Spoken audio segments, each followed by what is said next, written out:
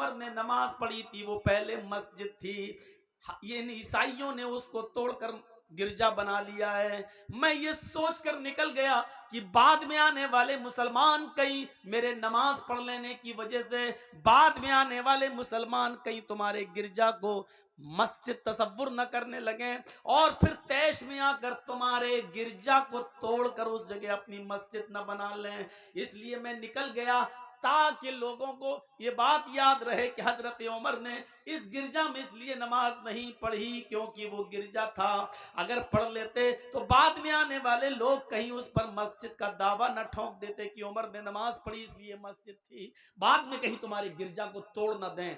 यानी जब मुसलमान चारों तरफ फैल जाएं तब भी हजरत उमर को डर है कि तुम्हारा गिरजा गिरजा ही रहेगा, मुसलमान तरक्की चाहे कितनी कर लें लेकिन गिरजा को तोड़ा नहीं जा सकता है, किसी मंदिर को तोड़ा नहीं जा सकता है। ये इस्लाम की दावत, ये इस्लाम की तालीम है। हजरत उमर ने कहा जब पूरी बस्ती में मुसलमान ही मुसलमान हो जाएं और तुम चंद ईसाई रह जाओ और उस वक्त लोग तुम्हारी गिरजा को तोड़ दें, ये सोच करके इसमें तो हजरत उमर ने नमाज पढ़ी, तो ये कितनी गलत बात होगी। मेरे भाइयों, इंसानियत का सबक दिया हजरत उमर फारूक ने, चाहते तो नमाज पढ़ लेते लेकिन इंसानियत थी कहीं तुम्हारे गिरजा को बाद में आने वाले मुसलमान मस्जिद समझकर तोड़ ना दें और वहां मस्जिद ना बना लें। इसलिए मेरे भाइयों, यह अकीदा गलत है।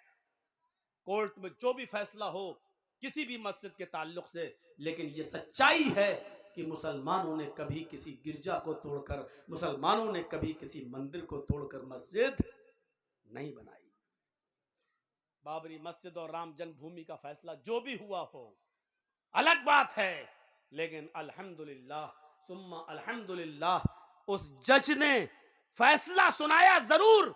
एक पक्ष हिंदू को राम जन्मभूमि की जगह या मस्जिद की जगह उसको दी जरूर, लेकिन अपने फैसले में यह भी उसने इकरार किया है कि हिंदू लोग कहते हैं मंदिर तोड़कर मस्जिद बनाई गई है, लिहाजा हिंदू इस बात को साबित नहीं कर पाए कि मुसलमानों ने इस जगह कभी मंदिर तोड़कर मस्जिद बनाई है।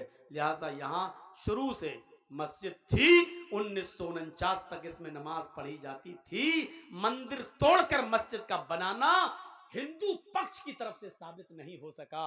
अल्हम्दुलिल्लाह, तुमने जो भी जमीन जिसको दी वो तुम जानो, कयामत के दिन तुम्हें उसका जवाब देना होगा।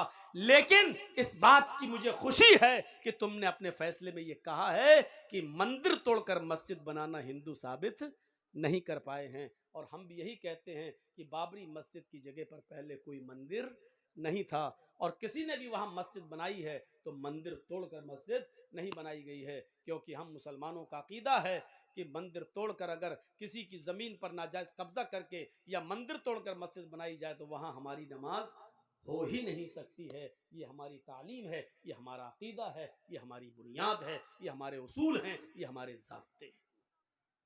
तो इंसानियत दिखाना थी। हजरत उमर इस डर से निकल गए कि बाद में आने वाले लोग कहीं ईसाइयों को परेशान न करें और इनके गिरजा को तोड़ न दें। देखिए दूसरों की मजहबी इबादत गाहों की कितनी हिफाजत होती थी, ये जानते हुए भी कि मुसलमान फैलेंगे और इस जगह पे मुसलमान आएंगे, उनकी तादाद बढ़ेगी, लेकिन हजरत उमर को यह भी गवारा नहीं कि मुसलमानों की तादाद बढ़ने के बावजूद भी इनका गिरजा तोड़ा जाए। नहीं, ये सबसे बड़ी चुनौती थी। जंग खैबर जानते हैं जो हुई थी, तो जंग खैबर के अंदर सहाबा ने एक बहुत ऐसा काम कर दिया था जिससे यहूदी खुश नहीं थे। जंग खैबर के अंदर जंग हुई और अल्लाह के रसूल और सहाबा जीत गए, खुशी हुई, और यहूदियों को खैबर और उसका इलाका खाली करने का नोटिस जारी कर दिया। इतने इतने दिन के अंदर तुम ये बस्ती खाली कर दो, निकल जाओ, जाओ कहीं भी रहो, क्योंकि ये जंग इसी बात की हो रही थी, अगर हम हार गए तो तुम यहां रहोगे, तुम हार गए तो हम यहां रहेंगे, लिहाजा तुम हार चुके हो, अब इस बस्ती को खाली करो। यहूदी खुशी खुशी उस बस्ती को खाली करने लगे। कुछ यहूदी अल्लाह के नबी जनाब मोहम्मद रसूलुल्लाह के पास आए। आपने कहा यहूदियों, हमारे पास तुम्हारे आने का मकसद क्या है? हाय हाय हाय, अल्लाह के रसूल के अंदर इंसानियत देखो कैसी भरी थी। कहते हैं कि अल्लाह के नबी हम अपनी बस्ती छोड़कर जा रहे हैं, जहां हमें पनाह मिलेगी वहां जा रहे हैं, लेकिन हम आपके पास सिर्फ इसलिए आए हैं, उस जंग के अंदर मुसलमानों ने, आपके साहबा ने बहुत सा माल लूटा है, हमारी बहुत सी चीजों को ऊपर कब्जा कर लिया है, हमारे मालो दौलत छीन लिए, हमारे घर मकान छीन लिए। अल्लाह के नबी ने कहा ये तो जंगों में लूटा हुआ माल होता है, क्या जहां हम हारते हैं क्या तुम लोग उसमें माल नहीं लूटते हो? क्या मुसलमानों का माल नहीं लूटा जाता है? फरमाया अल्लाह के नबी हम आपसे माल मांगने नहीं आए, सोना चांदी मांगने नहीं आए, आपने जंग जीती है और सहाबा ने जंग जीती है, हमारा माल रख लीजिए, दौलत रख लीजिए, जमीन रख लीजिए, मुझे कोई सरोकार नहीं है, मैं इन तमाम चीजों को छोड़ रहा हूं। लेकिन आपके सहाबियों ने, आपके साथियों ने उस जंग के अंदर जो माल लूटा उसमें हमारे तौरात के नुस्खे भी हैं, जो हमारी मजहबी किताब है, जो मूसा अलैहिस्सलाम पर नाजिल हुई थी, उन्होंने हमारी किताबें भी ले रखी हैं, उन्होंने तौरात भी अपने पास रख ली है, तौरात भी हमसे छीन ली है। तो घर का जब सारा सामान लूटा गया तो उसमें हमारे घर की किताबें, तौरात जो हम आसमानी किताब मानते जो मूसा पर नाजिल हुई, इन्होंने हमारी उन किताबों को, उस तौरात को भी ले रखा है। हम चाहते हैं कि हमें हमारी किताब मिल जाए, हम चाहते हैं कि हमें हमारी तौरात मिल जाए, ताकि हम जिस जगह भी जाएं तो हम तौरात की तिलावत कर सकें।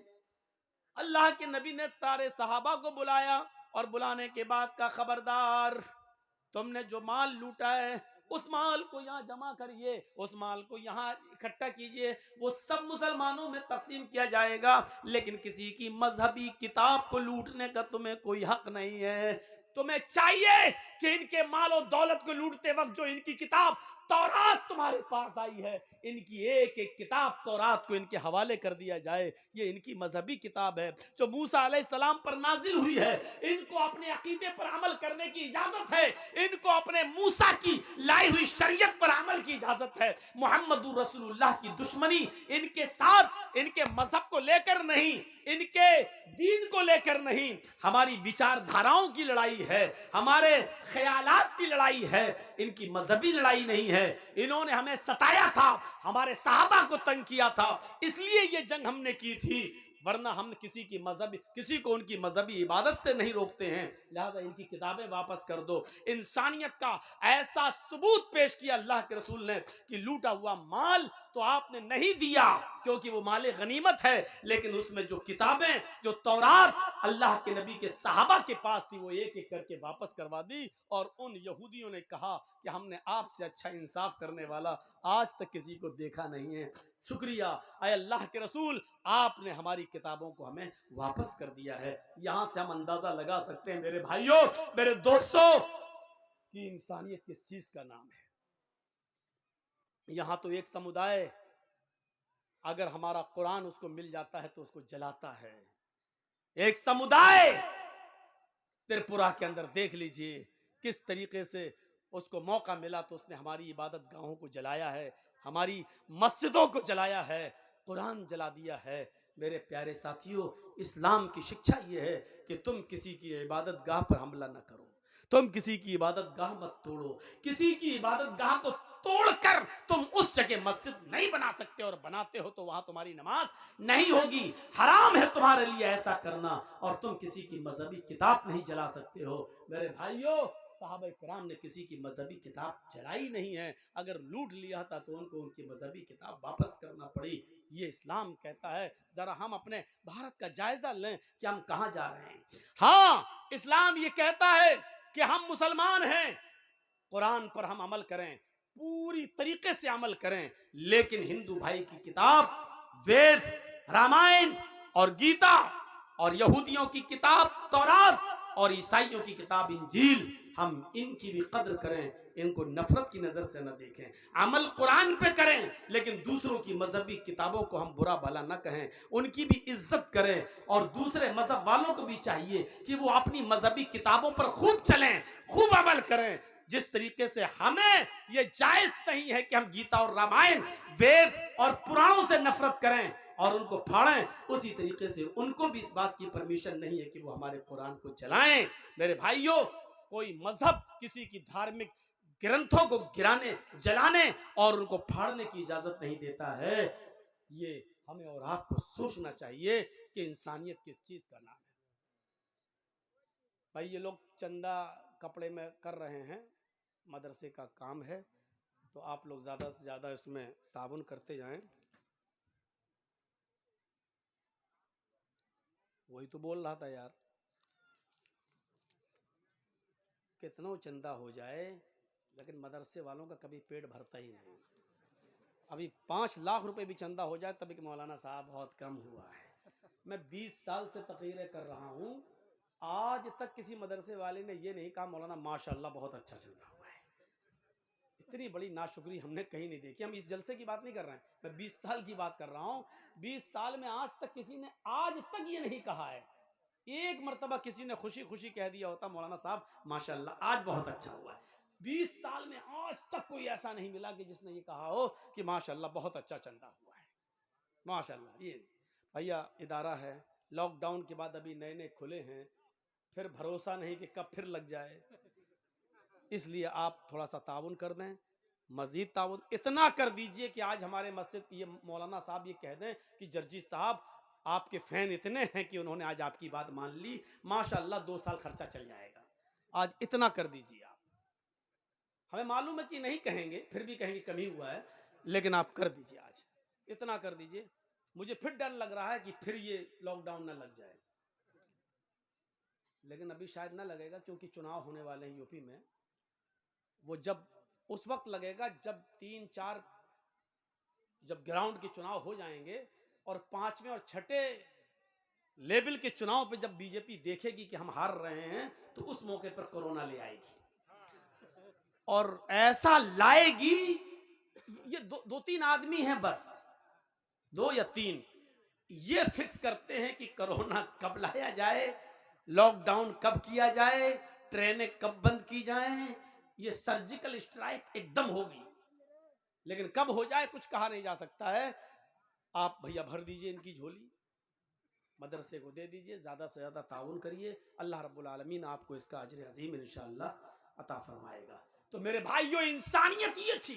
बैठिए अभी आप, अभी हम ला रहे हैं और इंशाअल्लाह आखिर में चलते चलते हम आपको 2-3 मंत्रों की तरफ भी लाएंगे, क्योंकि बगैर मंत्र के आप लोग समझते हैं कि जलसा हुआ ही नहीं है।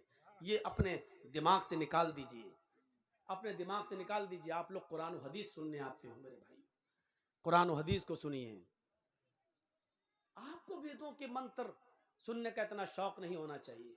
हिंदू भाई हो तो वो मत कहें कि हाँ मौलाना बताइए हमारे धर्म में क्या, तब तो एक अलग बात है। आपको ये शौक नहीं होना चाहिए।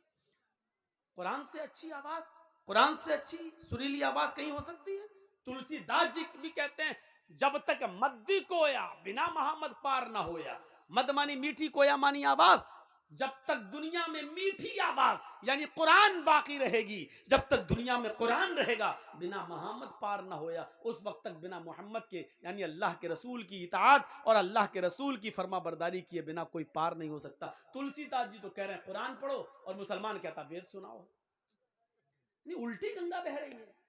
तुलसीदास जी कह रहे हैं कि कुरान पढ़ो, जब तक कुरान रहेगा तब तक मोहम्मद रसूलुल्लाह सल्लल्लाहु अलैहि वसल्लम का फरमान रहेगा, और मोहम्मद रसूलुल्लाह के फरमान के बिना कोई आदमी पार नहीं होगा, यानी नजात नहीं पाएगा। यानी कुरान और हदीस पे अमल करने के बाद ही नजात मिलेगी, उसके बिना नजात नहीं मिलेगी। चाचा बैठ जाओ, कहाँ जा रहे हो?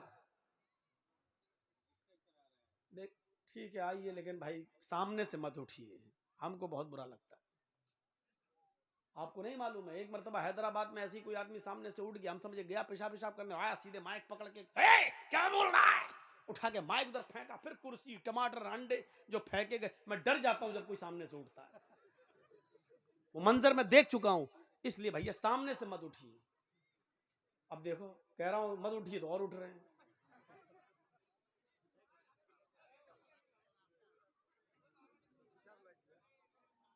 बैठिए बैठिए, आप लोग बैठिए। भैया ये वाला रास्ता दे दीजिए, ये थोड़ा सा जिसको जा रहा हो चुपचाप।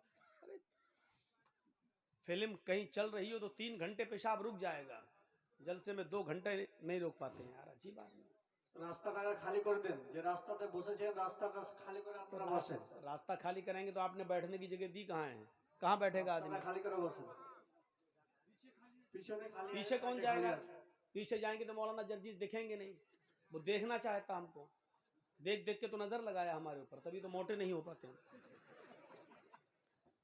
आदमी बोलते मौलाना हर जलसा में जाते हो, 20 साल से प्रोग्राम कर रहे हो, इतना खाते पीते हो, हर जगह तुम्हें मुर्गा मछली अंडा सब मिलता है, फिर भी मोटे नहीं हो रहे हो।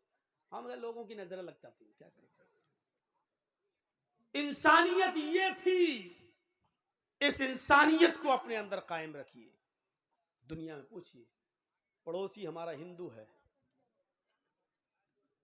बीमार हो गया है, उसको एक ब्लड खून की जरूरत है।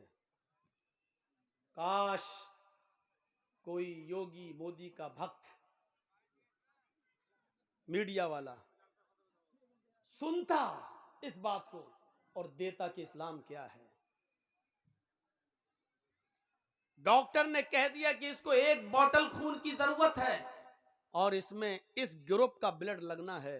हॉस्पिटल में वो ग्रुप का ब्लड नहीं है, उसके बाप का ब्लड ग्रुप अलग है, उसकी मां का अलग है, भाई का अलग है, किसी का लग नहीं रहा है ब्लड ग्रुप। और आपका पड़ोसी है, आप मुसलमान हैं, वो हिंदू है। आपका ब्लड ग्रुप और उसका ब्लड ग्रुप एक है।